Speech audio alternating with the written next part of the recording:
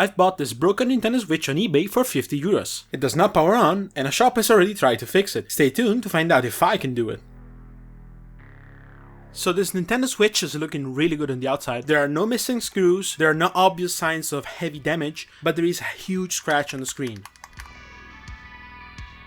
So first thing I'm going to do is I'm going to test it again. 15 volts, 0.2 amps. It's slowly dropping. We're just going to take a quick look at the port under the microscope, just so that we can know if it's broken. Right, so the charging port is not too bad. It probably works just fine. Now we'll disassemble the Switch and see what's inside.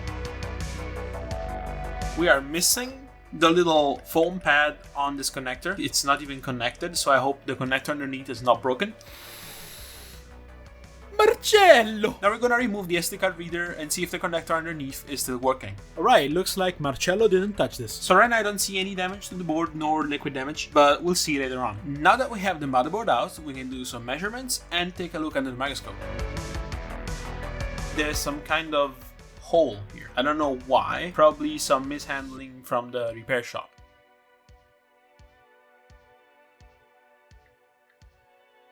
Oh, there we go. There's some clear water damage here. There's a burn mark. This little chip here is known as a fuel gauge. Now it's probably fried. I'm gonna clean up the area a little bit.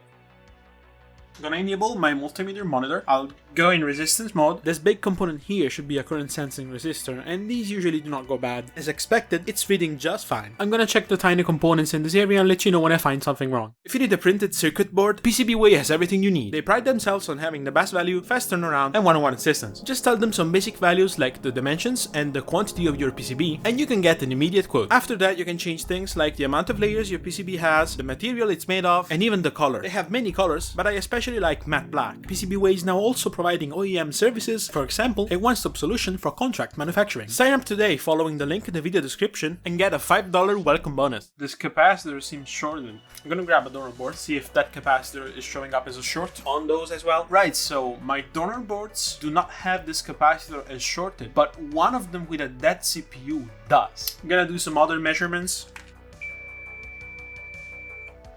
Looking good. I'm hoping that the little CPU capacitor here near M92 is not shorted, otherwise it could mean that we are game over on this one.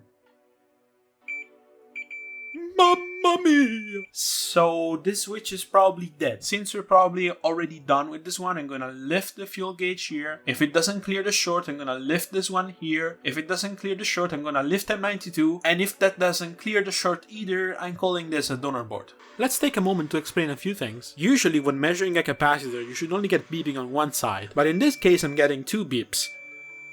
So I'm just removing things until the beep disappears. If you're enjoying the video, please consider leaving your feedback, and if you want more videos like this, consider checking my channel out and subscribing. Also, if you want to get into this kind of repair or just need a good tool recommendation, you can find all the stuff that I use or used in the description. I also made a Patreon page just in case you want to help me make videos more often and get more stuff to repair.